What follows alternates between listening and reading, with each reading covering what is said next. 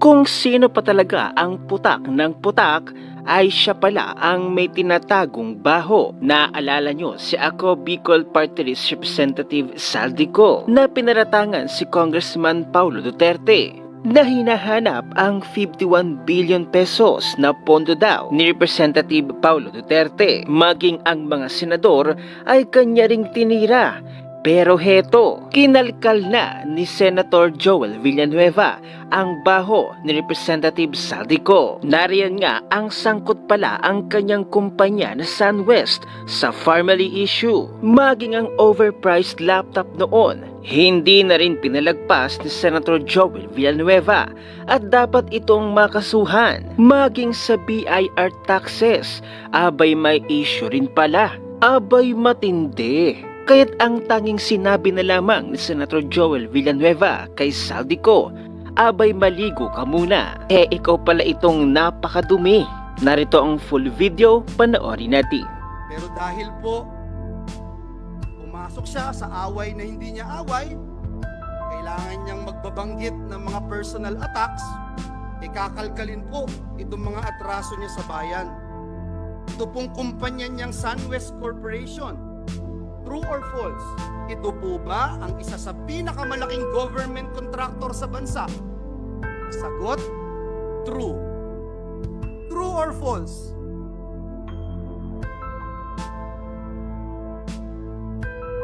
Ang korporasyon po ba niyang SunWest Corporation ay kasama dito sa kontrobersyal na Farmally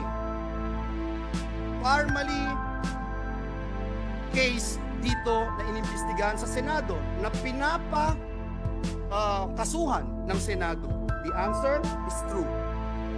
Kasama din po ba ang kumpanya niya dito po sa kontrobersyal na DepEd laptop scam?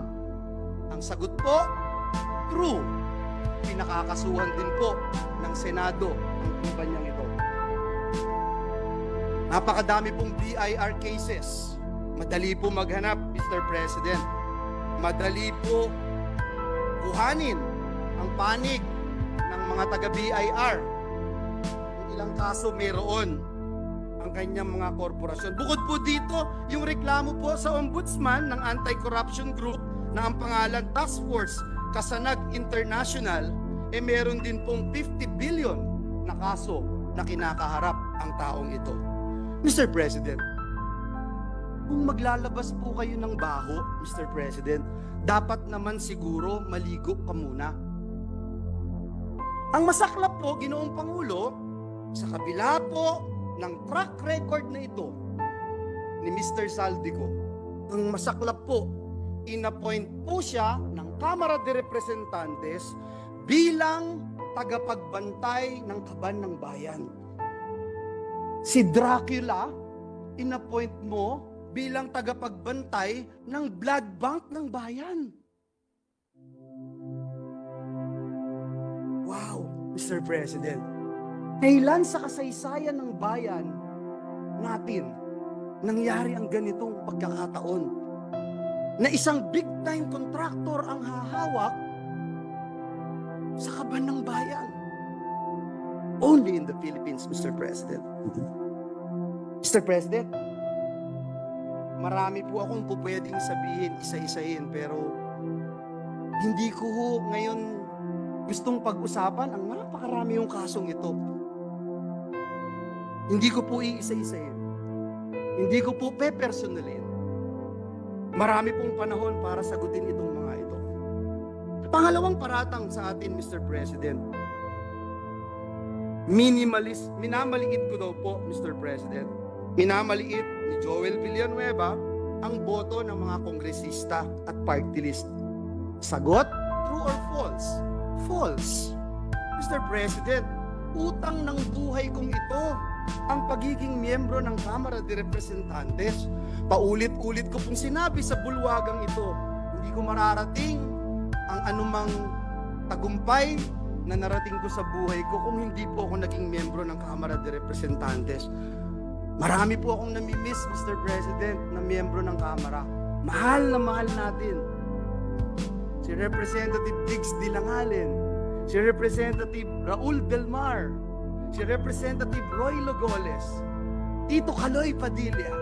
Sarap pakinggan, Mr. President. Sa mga party list representative, sila ka Eta Rosales,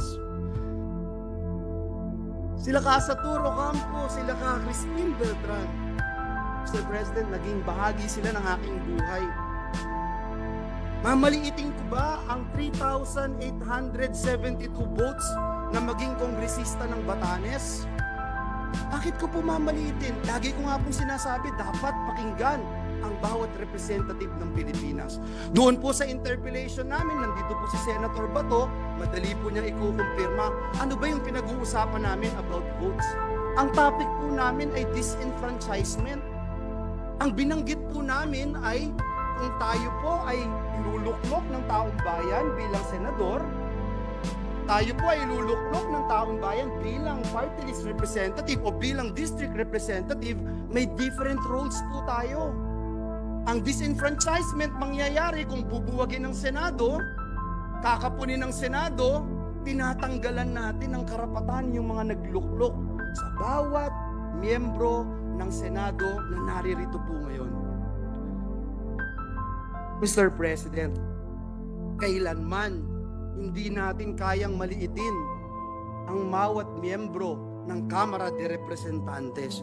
Higit sa lahat, Mr. President, miyembro po ng Kamara at party list ang tatay ko na mas mahal ko pa kaysa sa buhay ko, Mr. President. And let the records bear that statement of this representation. Paano ko po mamaliitin ang Kamara? Ang tunay na issue, Mr. President, ay ito pong Peking People's Initiative. Dito po tayo mag-focus. Madali ho maghalit para sa akin. Madali po para magsisigaw ho dito dahil kakampi ko maraming senador eh. Madali po yun, Mr. President. Napakadali. Banggitin isa-isa itong kaso na ito. Ilang bilyong dito, ilang bilyon doon. Madali po sabihin, pero hindi po yun ang focus. Ang focus po natin, Mr. President, at hindi tayo dapat maging personal, ay banggitin natin itong bigger issue. This issue which is bigger than myself, which is bigger than you and me, which is bigger than this institution, Mr. President, and this is the soul of our nation, our Constitution, Mr. President. Imagine, Mr. President, true or false, Mr. President, gusto ba ng taong bayan itong mabahong PI o Peking People's Initiative, Politicians Initiative na ito? Eh yung OCTA po, sabi 1% lang ang naniniwala na may halaga itong tchatcha. Noong January 31, ang CBCP nagbigay po ng pahayag na sabi po nila, hindi tayo basta lalagda o papayag sa kahit anong petisyon sa COMELEC. Ayan po ang sinabi ng CBCP. Can we show the CBCP resolution, Your Honors? Ayan po. Noong pong isang linggo, February 11, ang Philippines for Jesus Movement ay naglabas po ng isang manifesto laban sa Peking People's Initiative. Mr. President, maliwanag po sa sikat ng araw. Hindi ito ang prioridad ng taong bayan. Lalo na't maraming Pilipino ang nagugutom at nahihirapan. Hindi na po nakakayanan ng ating mga kababayan yung presyo, taas na presyo ng bigas, sardinas, kape, gatas, instant noodles, maging asin. At iba pa. Nagluluksa pa rin hanggang ngayon ang maraming kababayan natin. Biktima ng baha at landslide doon po sa Davao. Nagsimula na ang El Nino, Mr. President. Anong magagawa nitong Peking PI sa El Nino? May haharapin tayong tagtuyot. May haharapin tagtuyot ang ating mga magsasaka, Mr. President. Mga kababayan natin, na hanggang sa buwan ng Mayo haharapin ang El Nino. Bagsak pa rin ang kalidad ng edukasyon. Andyan po ang mga commissioners ng EDCOM sa pamumuno ni Senator Gatchalian. Kulelat pa rin ang mga estudyante natin sa PISA. Mga bagong graduates, below minimum wage. Below minimum wage ang tinatanggap. Mr. President, napakatindi ng traffic, tinitiis ng mga manggagawa natin ang araw-araw na kalbaryo. Mga OFWs natin na di-displace, Mr. President. Mga kababayan po natin na nagtatrabaho katulad ng nangyari sa New Zealand, doon po sa Saudi Arabia. Mr. President, hirap na yung taong bayan. Pero, mabaho at peking PI pa rin ang gustong asikasuhin ng mga taong nagtutulak nito. At nung mahuli, mayabang lang kayo. Senado, papogi lang kayo. Senado, gawin nyo to, gawin nyo yan. Mr. President, ano ba talagang layunin ng mga taong nagsusulong ng peking PI? Tanggalin ang Senado sa napakahalaga at napakasagradong proseso ng pag-amyenda o pagrevisa ng ating Constitution. Is this true or false? True, Mr. President, ang sagot. Iyan po ang nakalagay sa pinapipirmahan nila. Mr. President, may nanununog ng bahay natin, nahuli natin, may dalang sulo, sinusunog ang ating mga poste ng bahay natin, at nung mahuli natin sila, sa halip na magpakumbaba, sa halip na aminin na sila'y nagkamali, sila pa po ang galit, Mr. President. Sila pa po yung nambubuli. Nung mahuli po natin, ayaw pa rin pong umamin sa kanilang kasalanan. Sa halip po, minumura tayo, tinitira tayo ng below the belt, kesyo pangit tayo, mayabang tayo, etc. Sila pa ang galit at sabi pa sa atin, hoy, pagluto mo pa ako. Hoy, next week, ipasa mo to. Mr. President, hindi ho punching bag ang Senado. Naniniwala akong hindi tayo papayag maging punching bag, Mr. President. Sa mga kababayan po nating nanonood ngayon, sa mga kababayan po nating sumusubaybay, kapag nangyari po ang gusto nilang pagbabago sa konstitusyon, mababaliwala po ang inyong Senado. At mas magiging madali ng magpalit ng konstitusyon kaysa magpalit ng pangalan ng kalye. Ba ang gusto natin dito sa Pilipinas? Uulitin ko po. Gusto nilang buwagin at tanggalin ang boses ng Senado samantalang hindi mabilang ng mga landmark legislations na tinrabaho ng mga miyembro ng Senado. Unahin ko na po kayo, Senate President, yung Bangsamoro Organic Law. Kung wala po kayo, hindi ko kayo nagsulong nito, yung magiging batas ito. Si Senator Loren Legarda, kung hindi pinangunahan itong Clean Air Act, Clean Water Act, Ecological Solid Waste Act, ano mangyayari po kaya? Si Senator JB, kung wala, may Universal Healthcare Act kaya? Si Senator Risa, kung wala, may Expanded Maternity Leave Law kaya? Mr. President, si Senator Angara, meron kayang Tatak Pinoy, may Regional Specialty Centers. Si Senator Binay, meron kayang Expanded NIPAS Act, Anti-Child Sexual Abuse or Exploitation Materials Act. Si Senator Alan Cayetano, meron kayang Good Manners and the Values Education Act. Meron kayang Bayanihan to Heal as One Act. Meron kayang Bayanihan to Recover as One Act na isinulong ni Senator Alan Cayetano. Si Senator Pia Cayetano, meron kayang Reproductive Health Act, may Cheaper Medicines Act. Meron kayang Sin-Tax Reform Law, etc. Si Senator Bato, meron kayang BFP Modernization Act. At just recently, itong PNP Reorganization Act. Si Senator Jinggoy, kung wala, meron ko kaya itong Strengthening Professionalism and Promoting the Continuity of Policies and Modernization Initiatives in the AFP. At higit sa lahat, mamaya itatakil na natin yung pagtaas ng sweldo ng mga manggagawa. Kung wala si Senator Win, meron kayang Excellence in Teacher Education Act. Kung wala si Senator Bongo, meron kayang mga malasakit center sa Pilipinas. Kung wala si Senator Grace Po, meron kayang amendments to the Public Services Act. Kung wala po si Senator Bong Revilla, meron kayang Teaching Supplies Allowance Act.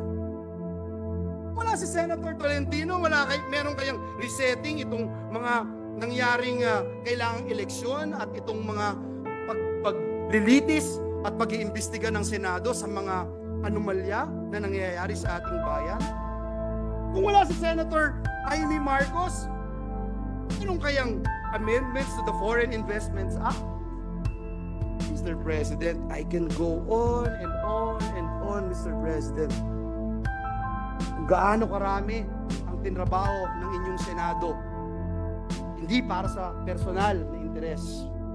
Hindi para lumawig ang aming mga termino. Hindi para lumaki ang pondo na aming kailangang hawakan.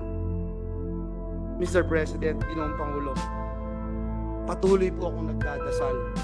Patuloy kong ipinagdadasal ang ating mga kasamahan sa Kamara de Representantes. Lalo na po si Ginoong Zaldico. Mr. President, kung ayaw niya pong maniwala sa akin, quote ko na lang po yung sinabi ni Speaker Martin Romualdez. Don't throw stones if you live in a glass house. Yan po ang sinabi ni Speaker. Sana po marinig po ng ating mga kasamahan. Pinapanalangin ko po na bigyan tayo nawa ng Panginoong Diyos ng lakas, talino, maging kakayahan para magpatawad, Ginoong Pangulo, at pagtuunan ng pansin higit sa lahat. Ano po ba ang tunay na kailangan ng bayan ngayon? At ipanalo natin ang taong bayan. Sa halip na pagtuunan natin ng pansin kung sinong mas magaling, kung sinong mas magandang lalaki o kung sino man ang mas mayabang. Hindi po ang mabaho at pekeng People's Politicians Initiative ang kailangan ni Juan de la Cruz. Sa tindi po ng kahirapan, sa tindi ng traffic, sa tindi ng gutom, hindi po PI ang kailangan.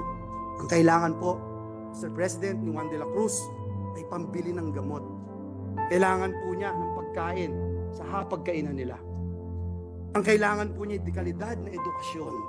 Ang kailangan po niya ay trabaho at magandang kita. Nawa, Ginoong Pangulo, matuldukan na ang mabaho at peking People's Initiative. Marami na pong nagawa ang inyong Senado, pero kulang pa. At alam ko po, bilang miyembro ng institusyong ito, na marami pa tayong magagawa para sa bayan. Kaya magtrabaho po tayo. Maraming salamat, Ginoong Pangulo. Mabuhay ang Senado ng Republika ng Pilipinas. O di ba, yung nananahimik lamang na nagtatrabaho ay inakusahan ni Zaldico, pero siya pala ang maraming kaso. Ano na? Ano ka ngayon, Zaldico? Napakadumi mo pala. Maligo ka naman. Ano ang masasabi ninyo?